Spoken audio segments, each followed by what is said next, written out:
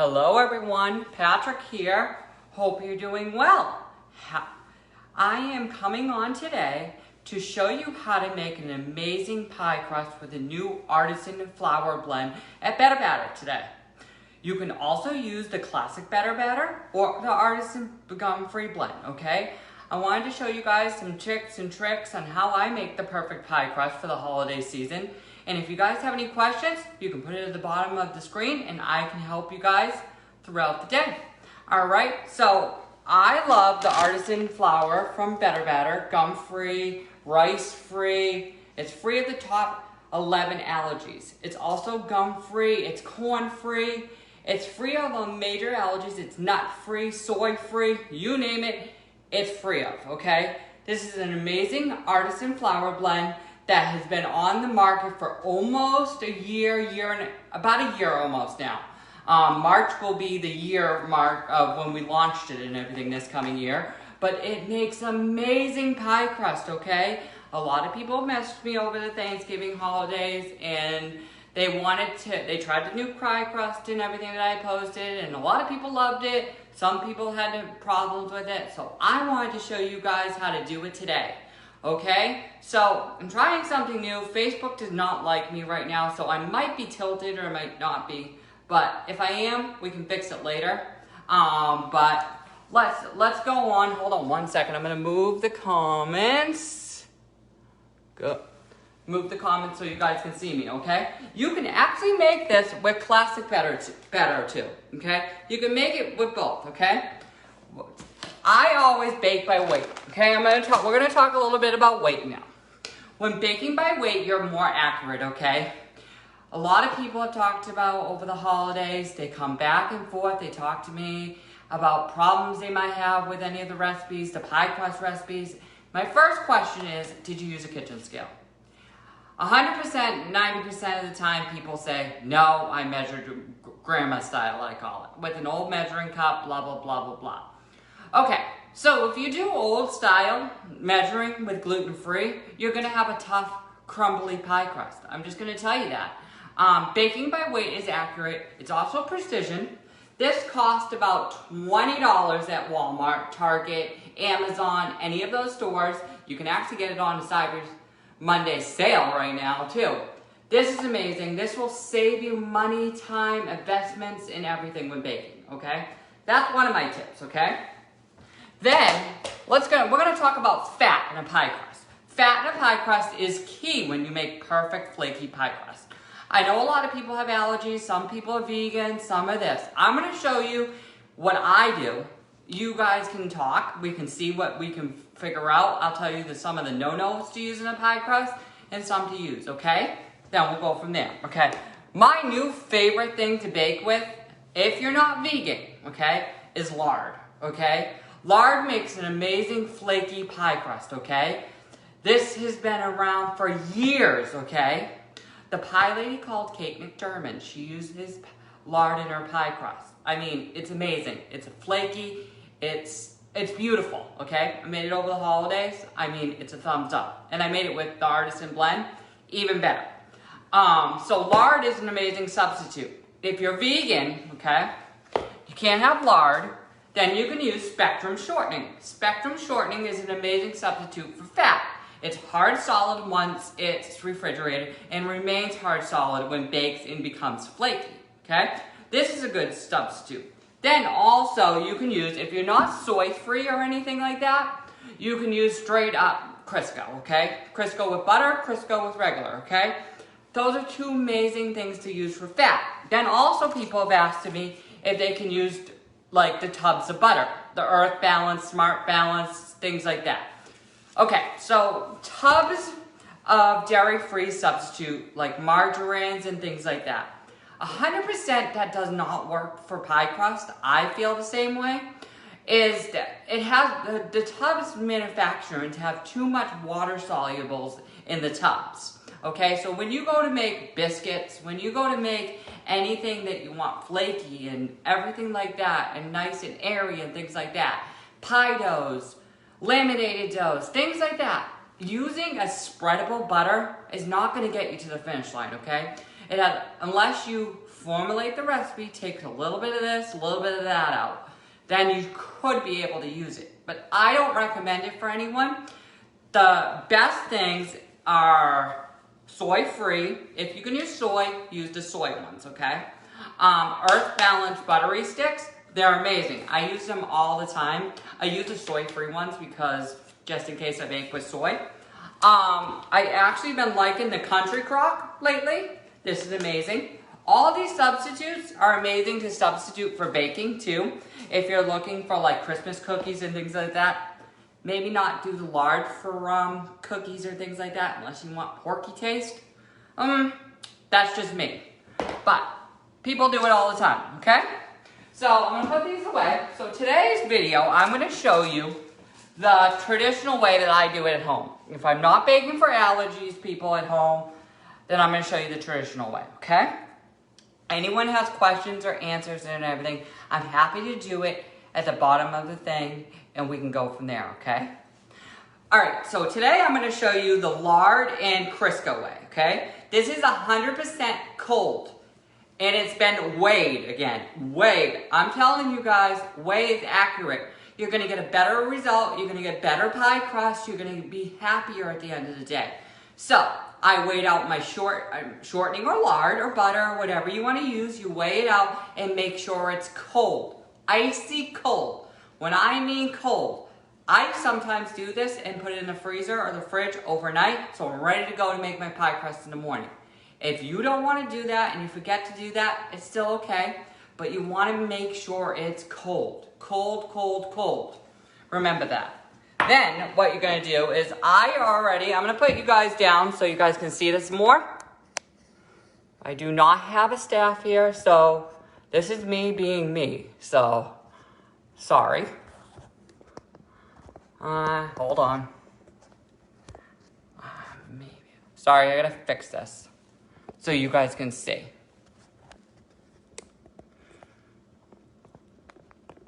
All right, so you guys can see. All right, so I have already taken the Artisan flour blend by weight. So it's 350 grams by weight, and I put it in a bowl, okay? I've already done that, so you guys don't have to do that. You can also do this with classic Better Batter with the same weight, okay? But with classic Better Batter, what I'm gonna show you, I'll show you something different. Whatever I do with the Artisan blend will be a little bit different with classic Better Batter, okay? But this is what you're gonna do. You're gonna take your sugar. So you're going to take 2 tablespoons of sugar, okay? Leave it out if you want to do savory pies, okay? Sugar. 2 tablespoons of sugar, okay? Then, I add baking powder to my pie crust. A lot of people do. I add it for the lift. A little bit of flakiness, too, it helps with. But, if you're corn-free, you want to make sure you're using corn-free baking powder, okay? A lot of people don't know that, but baking powder could contaminate corn products, okay? So that's been measured, okay?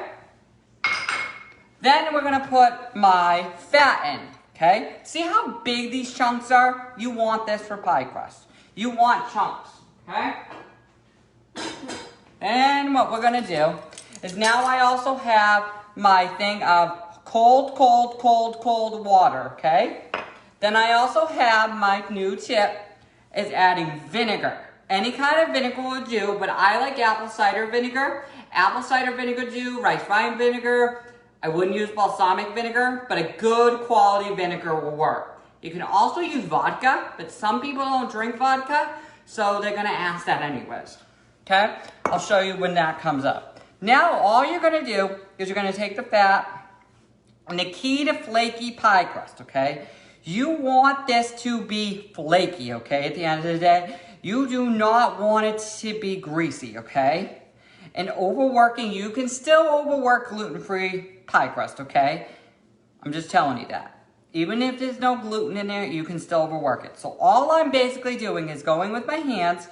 A lot of people are gonna ask me this, if you can do this with a food processor. You can, but don't overwork it. Again, you want these big chunks of fat. I do it by hand, because I can control what I am doing right now. If you mix it in a KitchenAid mixer, you will have a lot of friction in that, okay? You will get that heated up, and you really don't want this. Pie crust by hand is very easy to do, okay? So look at this. You still see bits of pieces, and this is what I'm doing. I'm taking a piece and doing that. Taking a piece and doing this. This is basically called smearing your butter, or in French term called Frenchage. Frenchage means you're just smearing, taking a clump, smearing, taking a clump, okay? This really does look clumpy, okay? This basically looks like streusel. Streusel topping with big chunks of tootin'. You want to be able to see the fat still, like I do, okay? Now, I'm going to take 2 tablespoons of apple cider vinegar, or you're going to do whatever you want to do at home, okay? You need this. I find it really helps. So 2 tablespoons of that. Then what I'm going to show you how to do is add water, okay? Everyone's pie crust might be a little bit different. You're going to take it and you're going to do this. This is 2, okay? Then all I do is pick it up, do it like this. So that's about a couple tablespoons of water. Then this is about 3/4 cups of water. I might need it, I might not need it, but this is also chilled water, okay?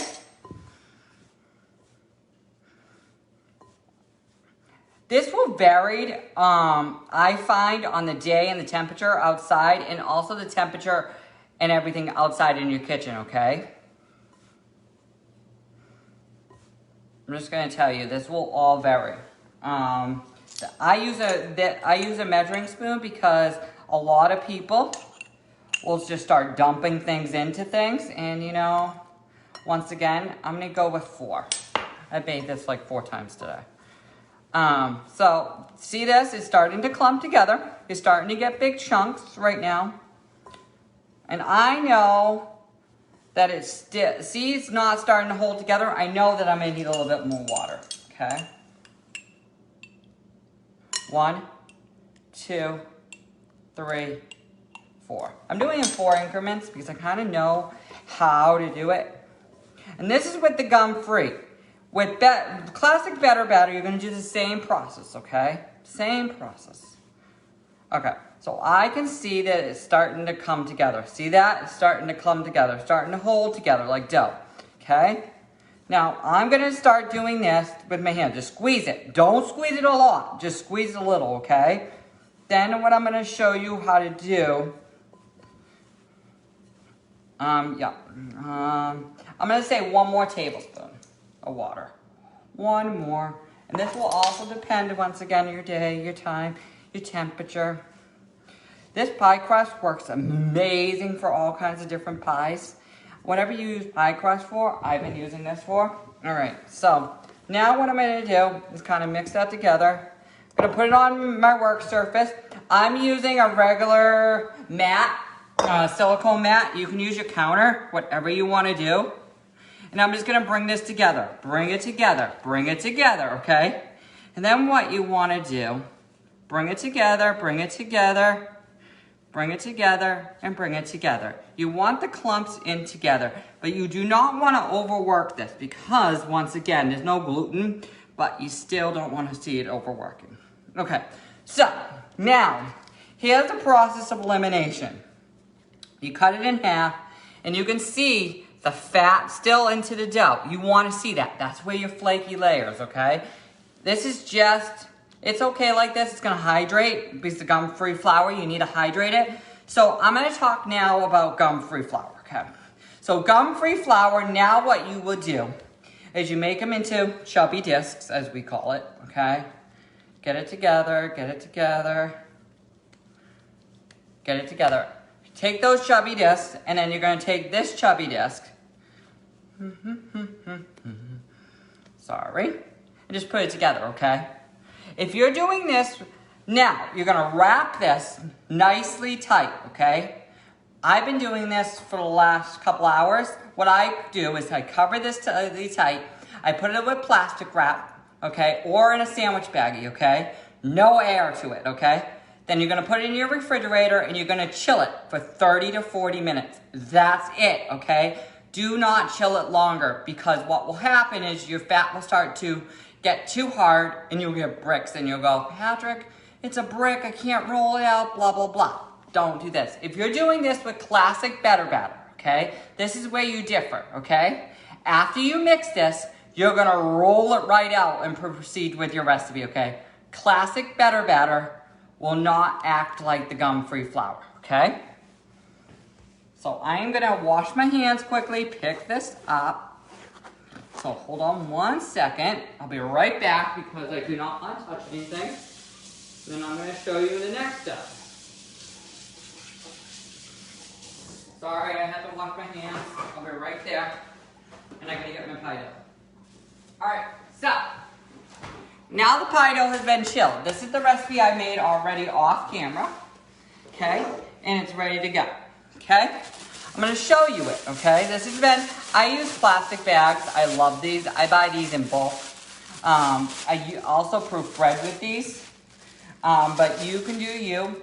I bought these off Amazon in bulk. And then I'll cover that and let that rest, okay? See this? See how pliable this is after resting? This is basically like regular pie dough, okay?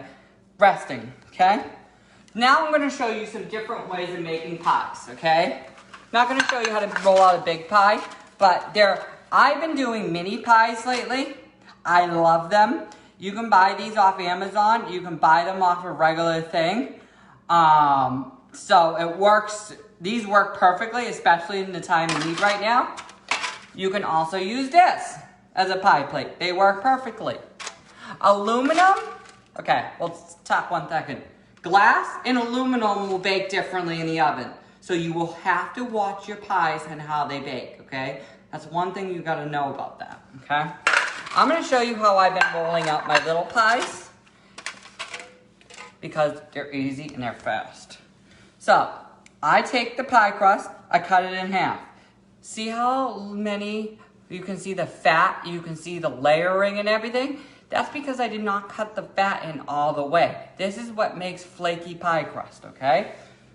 Now, cut that in half. This is gonna make 4 little pies if I wanted them, or 2 top crust. I take a little bit of the gum-free flour of the Artisan blend. I just roll it on a mat, a Silpat mat. You can do it on a pastry cloth. You can do it on your counter. I say if you're comfortable on your counter and you made pies a lot, then roll it on your counter. But I like doing it on a silicone mat. It's much easier. Then all you're gonna do, is I'll show you now, is I took it, put a little flour. Do not add a lot of flour. You do not want a tough crust. Then what you're gonna do, you're gonna take your pin, you're gonna hold it like this, okay? Gently. Do not be smushing your crust, okay? Gently. This is not a project to do if you're mad. I'm just gonna tell you that. You wanna be gentle and gentle, okay? Now, here's a little tip. You want this a little bit extra flaky. This is basically what we call in baking a little bit of a cheat lamination, okay? We're gonna take this, and the reason why I make this dough so well is the gum-free flour allows you to do this. The gum-free artisan flour allows you to fold things like normal flour. It allows you to do what you wanna do, okay? You're gonna take this, and then you're gonna go like this. That's one fold. Then turn it this way, straight diagonal. Then you're gonna do it this way, right on top of your next dough. See, like that, it does not break or tear, okay? Artisan flour is one of the newest flours on the market. It's one of the different flours that is out there. There's no flour like this out there that can do this like this. Then you're gonna fold it like that, and then you're gonna roll it again. That's it. Then you're gonna roll it out to your pie thing. Okay, roll it, pick it up, roll it, pick it up, roll it, and pick it up, okay? This is the one thing about the artisan flour that I love. Look at this. You pick that up with a normal gluten-free flour, okay? And tell me if you can do that. One thing about the artisan flour that I worked months with Naomi on is how to do this. It's not gonna behave like I wanted to because I'm on camera, because that's how it is to do that. So, it's because I messed with it too much. So what I'm going to do is pick this up like this. And then you're gonna put it right in your pie crust. And one thing about gluten-free pie crust is you can mold your pie crust into your thing. So basically what I do is I take it, I don't cut off the extras like normal pie crust. I move it up to the side. I don't even know if this is live. It says it's live, but you know, with Facebook these days, you never know. So you're gonna do it like this, you're gonna do it like this, okay? And then you're gonna just do it like, it's okay if it tears. I'm just gonna be honest with you, it's okay if it tears. I kind of mold my crust and just do this. It's okay. Gluten-free will do that. And then, but if it's made well, it shouldn't. Then what you're gonna do is like this. Gonna take this, like this, flute your edges or do whatever you want with your pie crust.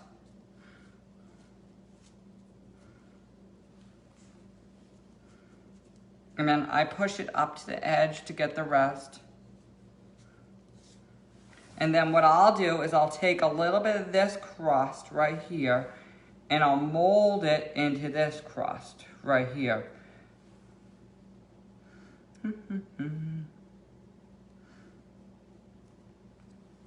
And then we're gonna pinch, pinch, pinch. And then do that, and voila, we got a perfect pie shell. I'm gonna show you the same way. I'll do it one more time so you guys can see it. See, I roll it in the ball, then I press it out like this, okay? And you can weigh this, but cut it in half. Don't be so fancy. Then again, what you're gonna do, you're gonna pick it up, you're gonna fold it. Pick it up, fold it. Once again, I tell people this all the time, don't make pie if you're mad, because you're gonna overwork it. You wanna be kind of calm when you make pie dough, just because you don't want it to get too tough on you. But I keep moving it around and keep doing what you're gonna do. Okay.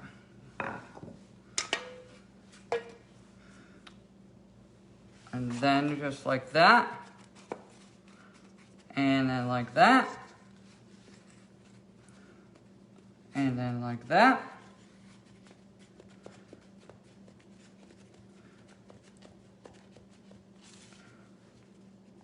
And then, okay, then now we're gonna talk about, so these would be a one crust pie. So this would be like pumpkin pie, custard pie, pecan pie, anything that you wanna do a one crust. If you're gonna do a double crust, you're gonna roll it out, do the same thing, and then put your things in. So for a pie crust, it needs to be blind baked. Here are some tips, okay? What you're going to do is, because a lot of people wrote to me and said, oh, the pie crust looks like it's not fully cooked all the way. I cooked it for another 25 minutes. I think it's now tough.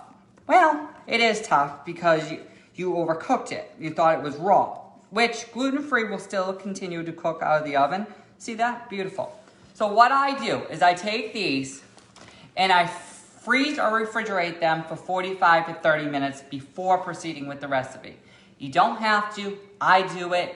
If you're in a rush, bake them right away, okay? So if I was gonna do this into a pumpkin pie, okay? What I do is, some people blind bake their shells. I don't. For pumpkin pie or any custard pie, I don't feel like it needs to be.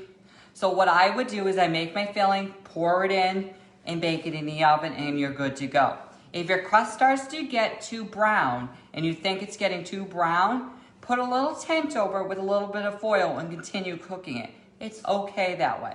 It still will become out flaky and everything, okay? Now what I'm gonna talk about, blind baking. So blind baking is taking either pie weights, rice, or beans that are not being cooked, okay? A lot of people think so. You take them, you take a piece of parchment paper and you lay that inside this and you put the beans on top, okay? What I basically do is that same method. Then I take the pie crust and I put it in the hot oven.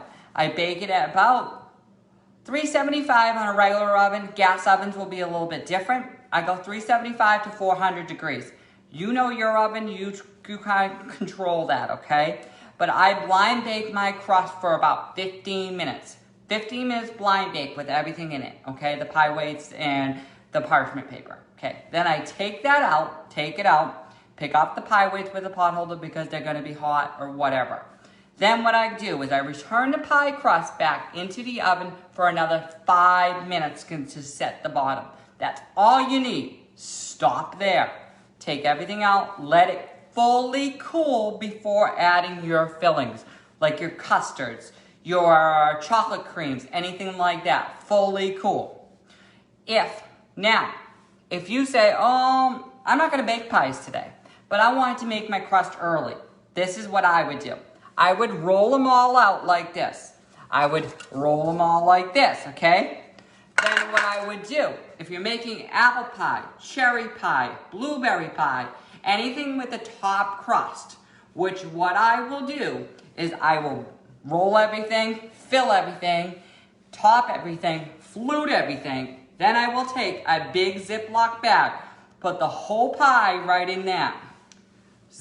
Get all the air out and put it in the freezer. When I want to make pie, I reduce my temperature by 25. I'm going to pull myself up so people can see. I reduce my temperature from a frozen pie shell to right into the oven. I reduce my temperature by 25 degrees in the oven, okay?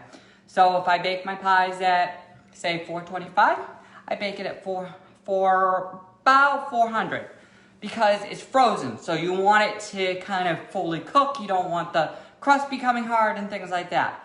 Once it starts to brown, I reduce my heat to another 25 degrees and finish cooking until the internal temperature is about 220 degrees. You want it to be nice and bubbly and hot when you know your pie is fully cooked, okay? You want the juices almost coming out and everything, and your pie thickeners and things to come together, okay? That's how I bake frozen pies. Someone asked me that, so I just wanted to kind of show. But any of this, and you can do that with classic Better Batter too. The same way. So with classic Better Batter, you are going to do the same process, but you're going to roll it out immediately. Do not chill your dough, okay? You're going to roll it out immediately. Proceed with your pies and everything. Then what I do is I take it, I throw it in the refrigerator, and I do my same method. I chill my crust. I do all that after it's been filled and everything, or my pre-made char shells. Then I bake it in the hot oven. The one thing about pies is you have to know this, is your oven should be very accurate, okay? I've learned that over the times is invest in an oven thermometer. It's about 10 bucks on Amazon, hardware store, things like that. Get an oven thermometer. If your oven's 25 degrees lower than the heat should be, your pies and breads and cookies and things like that are just not going to bake properly, okay? With pies, you want things, couple tips about pies. You want them cold when you make them. You want to bake them hot. Bake them hot, because baking them hot allows steam to evaporate into the dough and the fat and everything, and allows you that flaky crust, okay? So, hope these tips and tricks kind of helped you with the new Artisan flour. If you have any more questions, please don't hesitate to ask me. I wanted to personally thank you guys for who has followed me for about 5.5 years since I started this journey, and to also thank everyone personally for voting for me in the last month. I'm very proud of myself for making it 6th place in the Greatest Baker Awards and everything. 6th place is better than nothing, you know. That's how I feel. But I do this for the love of you guys and for the people with the food allergy community.